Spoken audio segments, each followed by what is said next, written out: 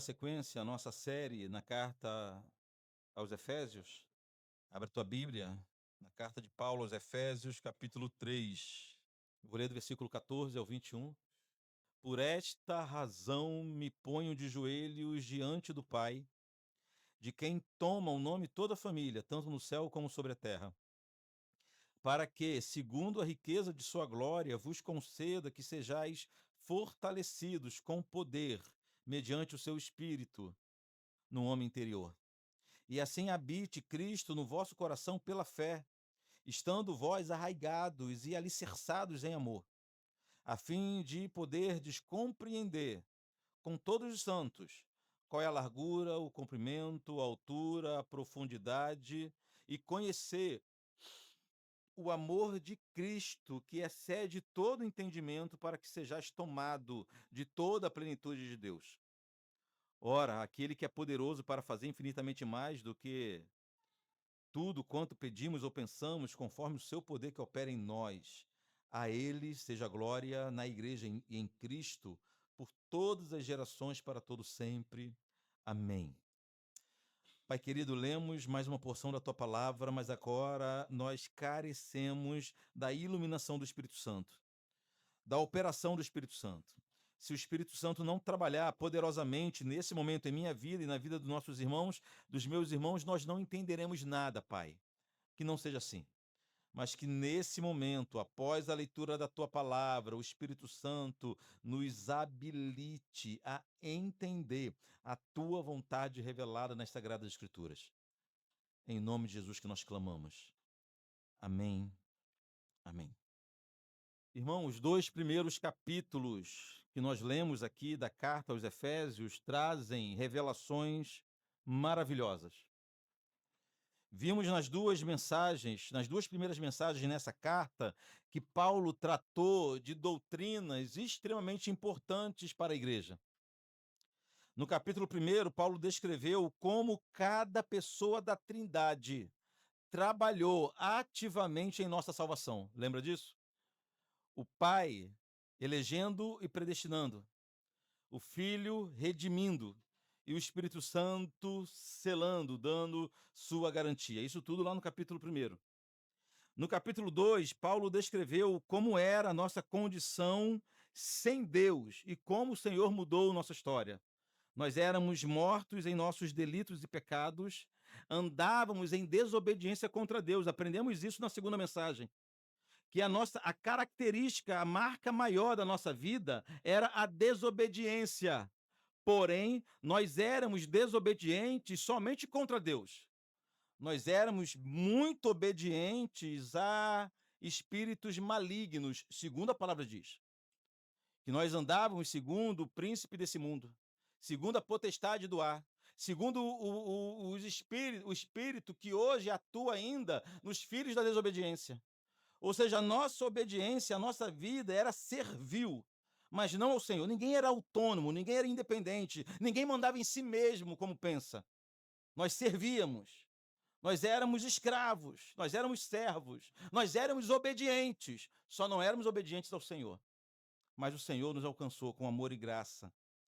Na segunda parte do capítulo 2, nós não vimos isso na última mensagem, Paulo citou outra grande maravilha operada por Deus, que foi a eliminação do muro que existia entre Israel e o resto do mundo.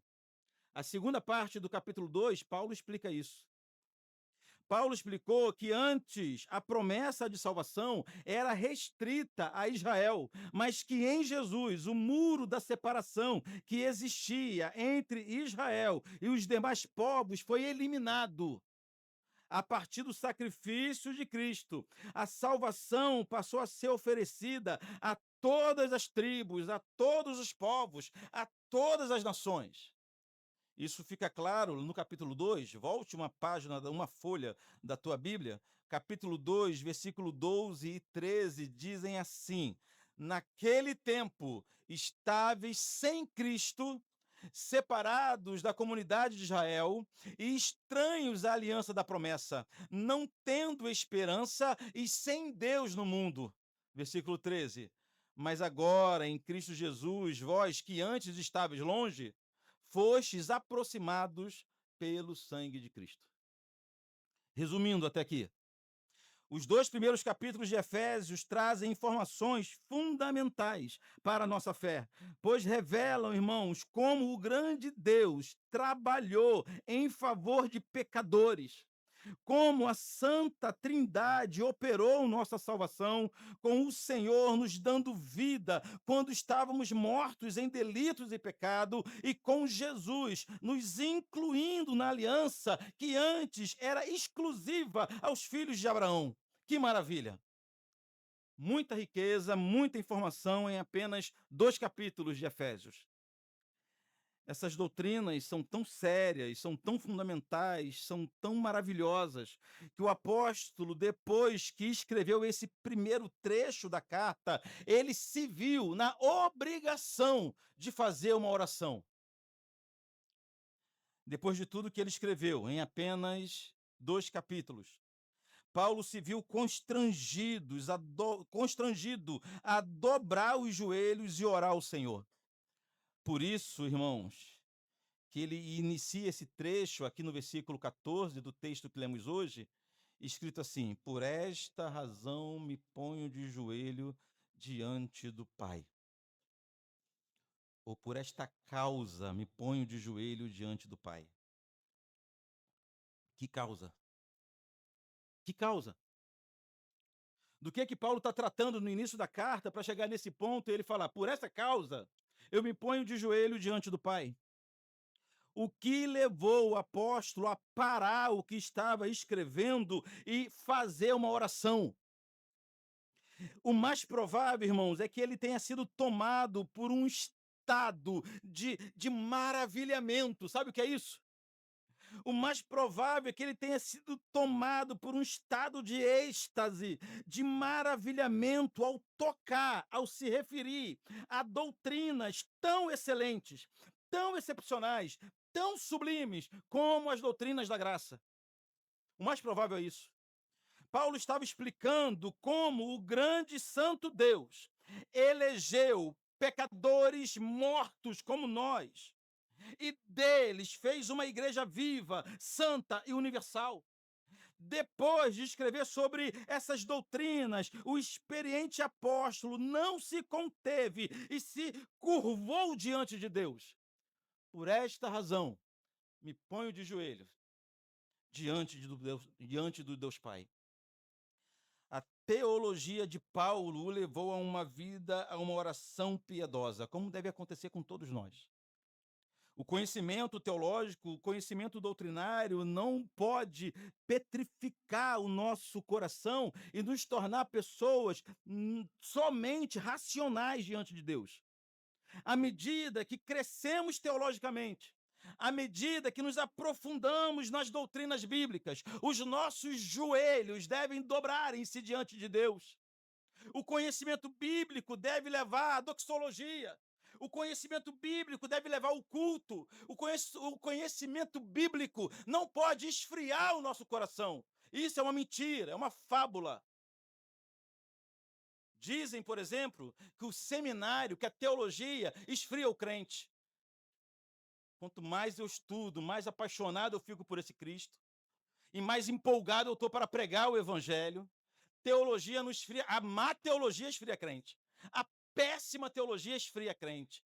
Agora, a teologia bíblica, o conhecimento bíblico, as doutrinas do Senhor aquecem o nosso coração, motivam a nossa vida, ilumina a nossa mente, inflama a nossa pregação. Isso aconteceu com Paulo. Ele trata, na primeira parte da carta, de doutrinas tão importantes, tão maravilhosas, que essas doutrinas faz com que o experiente apóstolo dobre o joelho diante de Deus. Nessa oração, Paulo fez 5 pedidos a favor da igreja. 5. Vamos observar que Paulo em nenhum momento pediu que a igreja fosse fisicamente grande ou humanamente poderosa, nem financeiramente rica, pois apesar de nada disso ser um problema em si, o apóstolo sabia que são de coisas mais importantes que a igreja precisa. Por isso que, em primeiro lugar, Paulo orou pedindo o fortalecimento dos irmãos, pedindo que Deus fortalecesse a igreja dos Efésios. Versículo 16: para que, segundo a riqueza de sua glória, vos conceda que sejais fortalecidos com poder. O primeiro pedido de Paulo a favor da igreja.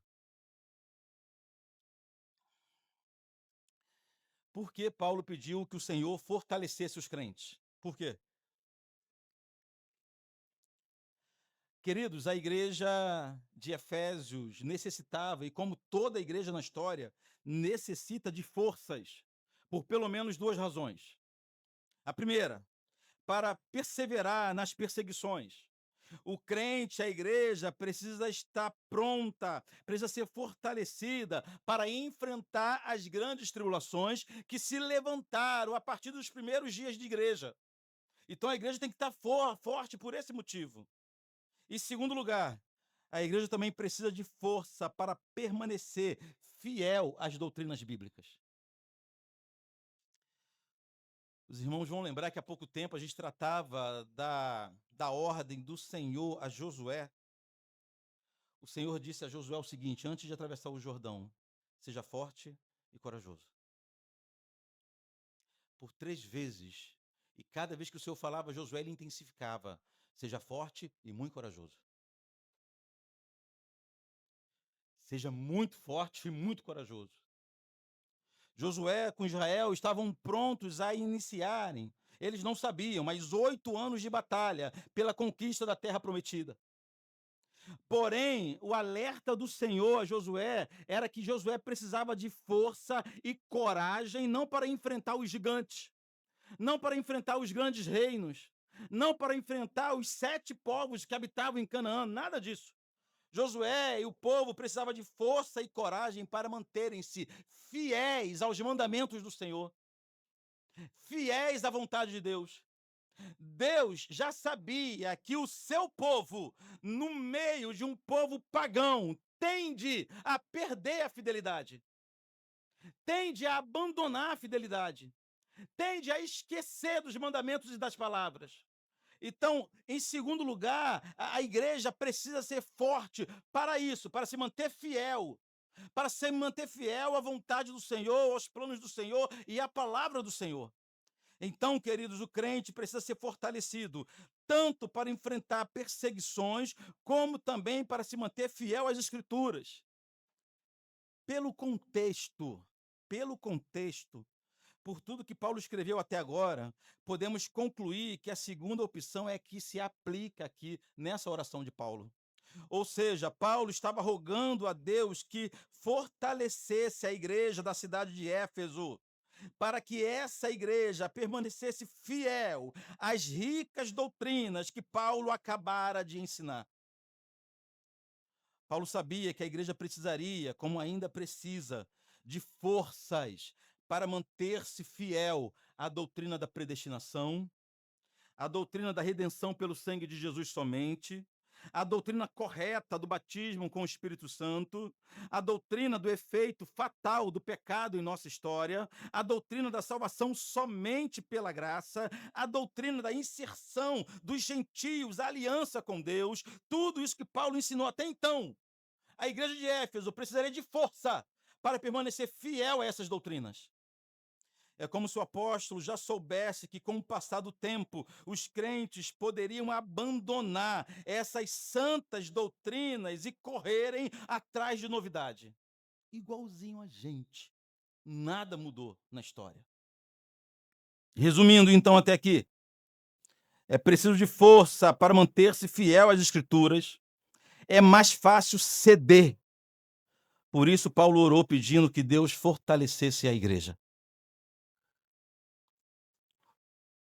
Em segundo lugar, Paulo orou pela plena presença de Cristo na vida de cada irmão e na vida da igreja, versículo 17. E assim habite Cristo no vosso coração pela fé, estando vós arraigados e alicerçados no amor. Irmãos, Cristo já habitava na vida dos verdadeiros cristãos, como ele já habita. Já aprendemos isso aqui. Cristo habita plenamente na vida de todo verdadeiro cristão. Mas nesse ponto da oração, o que o apóstolo pede é que Cristo habite plenamente em todas as áreas, em todos os momentos, em todas as etapas, em todas as sessões da vida do cristão. Significa que não pode existir uma única área na vida do crente em que Cristo não é o Senhor. Preste atenção. Não pode existir um único centímetro na vida do crente que não seja dominado por Jesus. A oração de Paulo era para que Deus levasse os crentes a um entendimento de que não existe essa história de separar vida religiosa de vida profissional. Vida religiosa de vida familiar. A gente faz essa separação muito bem. Separar vida religiosa de outras etapas de sua vida. Então, na esfera da religiosidade, nós cumprimos o nosso papel. Chegamos aqui no domingo pela manhã e é uma bênção em nossa vida, mas na segunda-feira, quando temos que encarar as realidades do nosso trabalho, dos nossos relacionamentos, de nossas amizades, nós conseguimos separar as coisas. Alguém chega para a gente e fala, pastor, uma coisa é uma coisa, outra coisa é outra coisa. Paulo está dizendo, não é. Na vida do cristão, não é. Cristo deve ser aquele que habita plenamente em todas as áreas da vida do cristão. Como se nós pudéssemos dividir a nossa vida em compartimentos, em partições, e não podemos. Por isso, na vida do verdadeiro crente, Cristo é Senhor de tudo. Não tem aquele momento que a gente deixa Cristo de lado para fechar um negócio. Não tem aquele momento que a gente deixa Cristo de lado para apresentar uma proposta. Não tem aquele momento que a gente deixa Cristo de lado para fazer um orçamento. A gente deixa Cristo de lado para declarar o nosso imposto de renda. Na vida do verdadeiro cristão, isso não existe. Cristo é Senhor, todas as áreas, em todo momento, em cada instante. Quem reina é Jesus. É o que o apóstolo está pedindo em sua segunda oração. No cristianismo bíblico, aprendemos que todas as ações de nossas vidas, todas as atividades de nossos dias, todos os dias de nossa semana, cada minuto de nossa existência pertence ao Senhor e deve ser vivido segundo a vontade de Deus.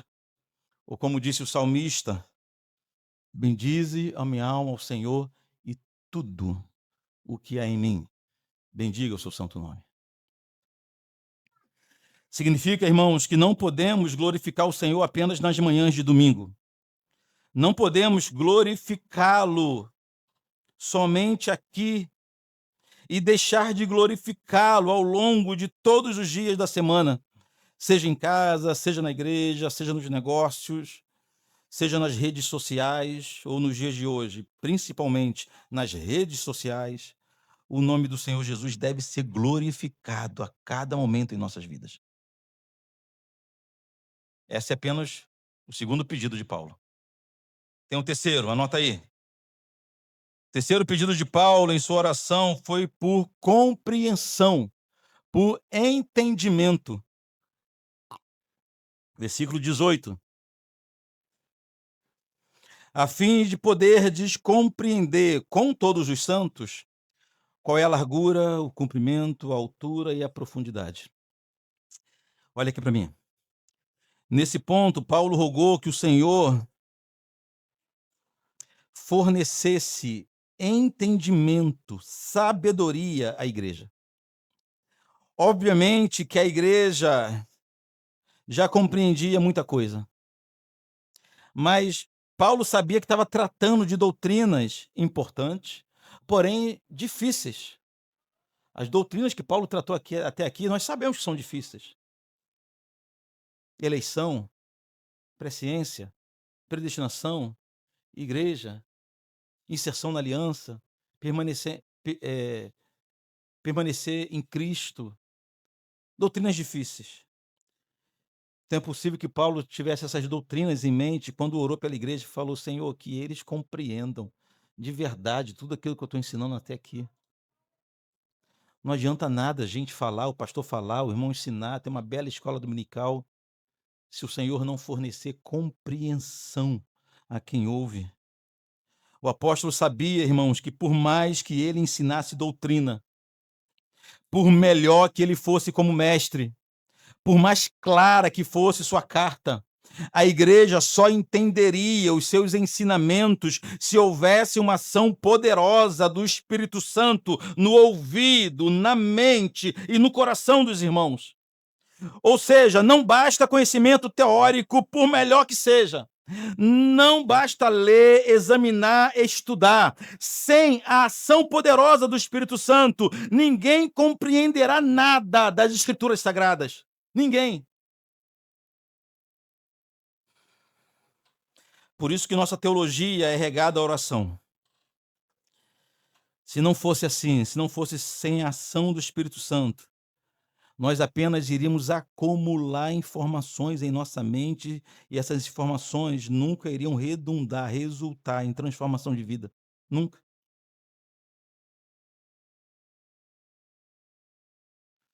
Nos tornaríamos grandes intelectuais e péssimos servos de Deus. Por isso que normalmente aqui no nosso culto, quando a gente acaba de ler o texto bíblico da pregação, a minha oração é sempre a mesma. Alguém pode pensar, pastor, sabe orar outra coisa? Não, não sei não. A minha oração é sempre a mesma. Que o Espírito Santo trabalhe poderosamente, que a leitura nós fizemos. Acabamos de fazer a leitura. Mas eu tenho consciência que se o Espírito Santo não estiver aqui em nosso meio, trabalhando em nossas vidas, vamos passar 50 minutos em vão aqui. É necessário apenas, não é suficiente apenas um bom esclarecimento, uma boa explicação, sem a ação poderosa do Espírito Santo em nossa vida. A oração de Paulo era para que os irmãos se aprofundassem no conhecimento das Escrituras e entendesse perfeitamente as doutrinas que ele acabou de ensinar. São essas palavras dele, não são? A fim de poder compreender com todos os santos qual a largura, o comprimento, a altura, a profundidade, ou seja, todas as dimensões daquilo que acabamos de escrever. Quarto pedido do apóstolo para a igreja. O quarto pedido de Paulo foi para que a igreja pudesse conhecer o amor que é impossível de entender. Parece um paradoxo, né? Versículo 19. E conhecer o amor de Cristo que excede todo entendimento. Há aqui uma aparente contradição. Aparentemente, Paulo estava pedindo ao Senhor que a igreja entendesse o amor que não se entende. Não é isso? Mas, na verdade, queridos, o verbo conhecer aqui não tem o sentido de entender. O verbo conhecer tem o sentido de experimentar. Muda tudo aqui. Então, a oração do apóstolo era para que a igreja conhecesse por experiência própria o sublime, o divino, o inexplicável amor de Deus. A ideia é que o amor de Cristo não fosse algo apenas teórico na vida da igreja, mas que cada cristão compreendesse que é amado por Cristo de uma forma sem limites, de uma forma que não conseguimos explicar. Mas vivemos esse amor. Essa é a oração do apóstolo. O apóstolo queria que a igreja cada irmão tivesse experiência com esse amor. Cada irmão tivesse certeza de que foi alvo desse amor magnífico. O amor não se explica. Não temos como entender esse amor, mas temos como experimentá-lo em nossa vida. É o que Paulo está pedindo ao Senhor. Conhecer o amor de Cristo, olha como é uma bênção isso. Conhecer o amor de Cristo é libertador para aqueles que vivem à procura do amor dos homens. Para aqueles que vivem na dependência do amor dos homens, quando conhece esse amor que não se explica, esse amor que não se entende, a pessoa se vê liberta da necessidade, liberta dessas necessidades humanas, porque o amor de Cristo lhe é suficiente. Mas para isso é preciso experimentá-lo, não apenas ouvir falar dele. Então a oração de Paulo era para que a igreja fosse formada por gente resolvida emocionalmente. Perceba isso. Que não vive dependendo de amores humanos para se sentir melhor. E é uma maravilha se sentir amado. Uma maravilha. Mas Paulo queria uma igreja que não dependesse disso. Que se fossem satisfeitos ao compreender o amor de Jesus. Melhor, ao experimentar o amor de Jesus. E por fim, o seu quinto e último pedido, Paulo pediu que Deus dominasse a vida dos crentes, a segunda parte do versículo 19, para que sejais tomado de toda a plenitude de Deus. Uma paráfrase da Bíblia, esse texto está assim: para que assim Deus encha completamente o ser de vocês com a sua natureza. Olha que maravilha. O pedido de Paulo era para que cada crente fosse repleto da natureza de Deus, da essência de Deus. Que a imagem de Deus fosse visível na vida de cada cristão. Ser tomado de toda a plenitude de Deus é pertencer por completo ao Senhor. De novo, aquela ideia de particionamento que não pode existir na nossa vida. Ser tomado de toda a plenitude de Deus é estar tão cheio de Deus ao ponto de mudar a vida de quem se aproxima de você. Ser tomado de toda a plenitude de Deus é viver de modo digno do Senhor.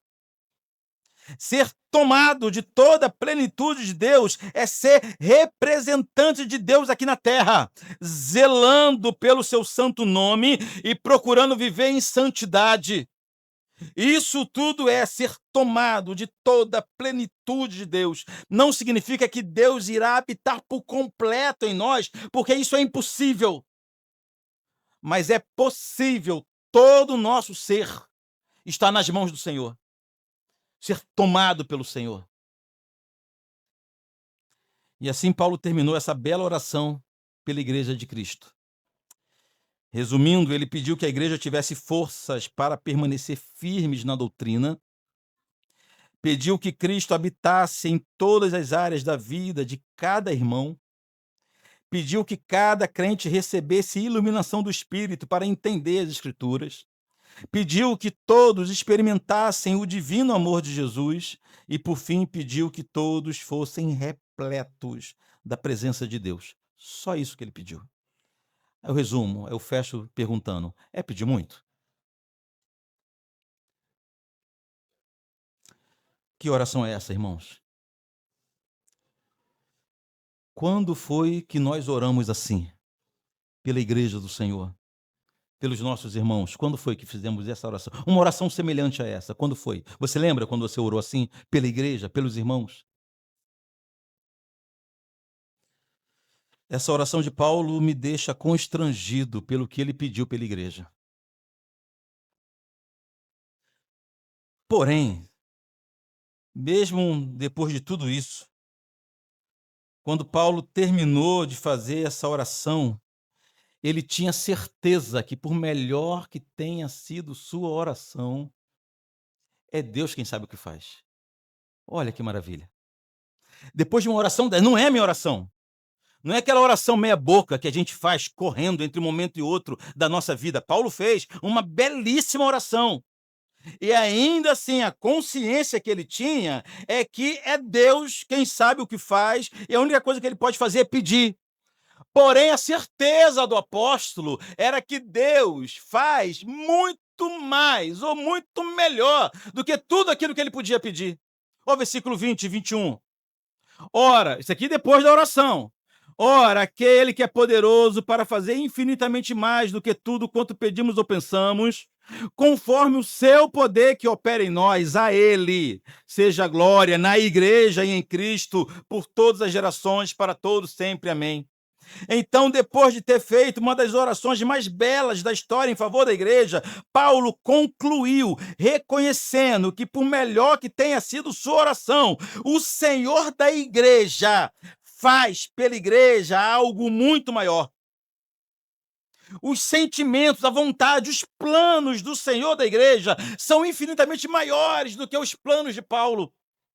O Senhor da igreja ama mais a igreja do que Paulo amava. E olha que ele amava. O Senhor da igreja conhece mais a igreja do que Paulo conhecia, e ele conhecia. No final de uma belíssima oração, em outras palavras, Paulo está dizendo assim: mas Deus, seja feita a tua vontade.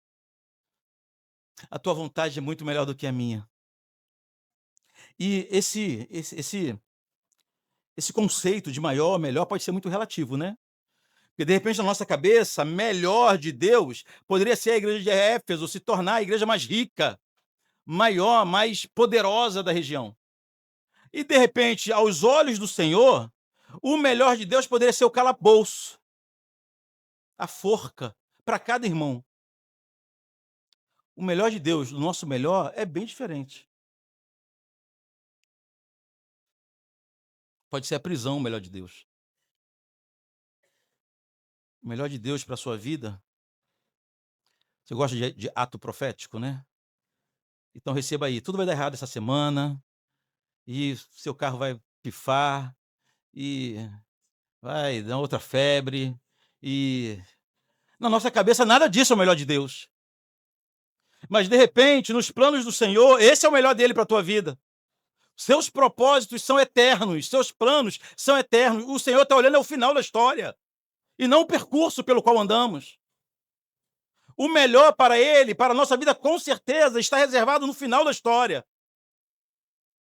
Ah, irmãos, o apóstolo sabia disso.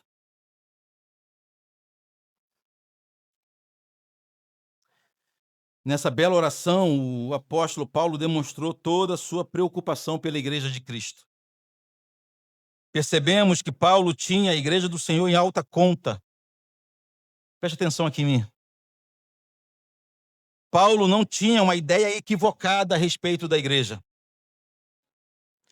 Paulo não menosprezava a importância da igreja. Paulo não via a igreja apenas como um local de ajuntamento de gente.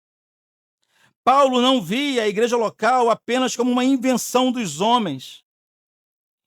Paulo não via a igreja local como algo a ser desprezada.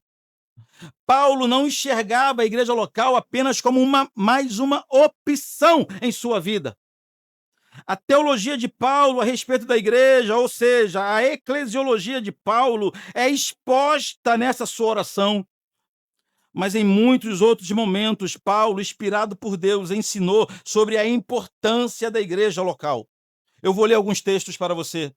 1 Timóteo 3,15 diz assim: para que se eu tardar, Paulo não estava perto. E se eu não me engano, Paulo está escrevendo a um pastor da igreja de Éfeso. Nessa época, Timóteo pastoreava Éfeso. Olha que Paulo escreve: para que, se eu tardar, fiquei ciente de como se deve proceder na casa de Deus. Está falando de um local físico, que é a igreja do Deus vivo, coluna e baluarte da verdade. Paulo está falando que há um modo diferente de se relacionar, de andar, de se proceder na casa de Deus com os irmãos. Aí depois Paulo chama a igreja de a coluna e o baluarte da verdade. Efésios, capítulo 5, versículo 25, diz assim: Cristo amou a igreja e a si mesmo se entregou por ela, pela igreja. A pergunta é: se Cristo amou a igreja ao ponto de morrer pela igreja, quem é tu para desprezar a igreja? O apóstolo Pedro também escreveu sobre a igreja. 1 Pedro 2, 9 e 10 diz assim: vós, porém, ele está escrevendo para crente, para a igreja.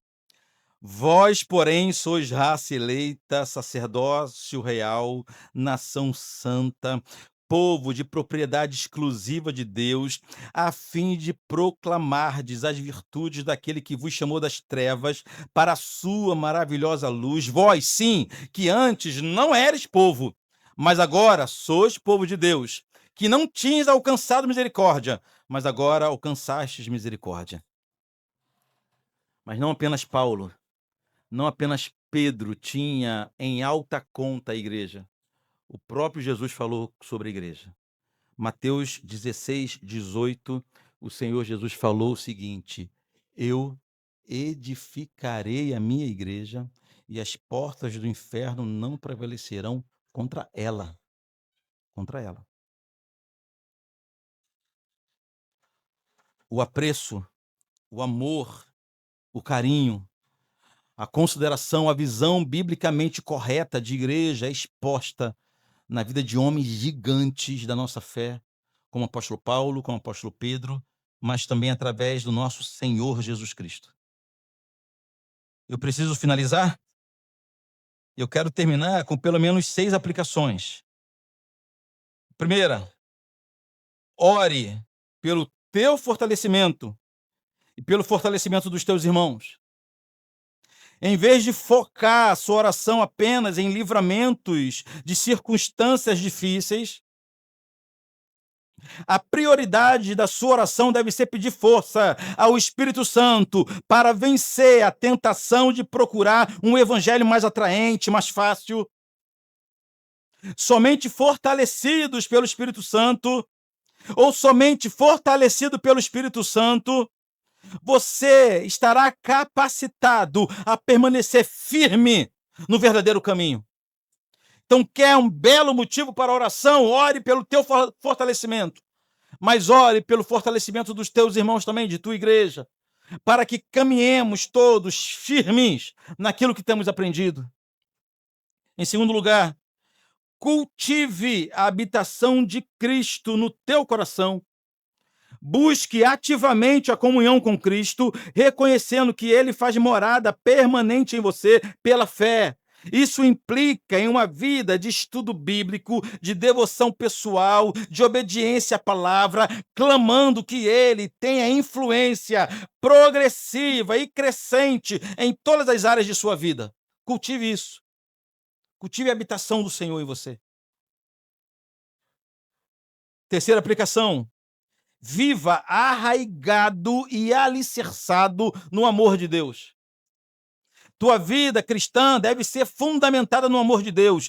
Pratique o amor aos irmãos, não somente como um ato de obediência apenas, mas reconhecendo que você também foi alvo de grande amor, sem merecer. Você pode estar falando, mas o meu irmão não merece. Eu concordo contigo. Mas você também não merece. E o Senhor te amou. Quarta aplicação. Estude e busque compreender a magnitude do amor de Cristo por você. Dedique tempo para meditar na vastidão do amor de Cristo, que, como a palavra diz, excede o entendimento.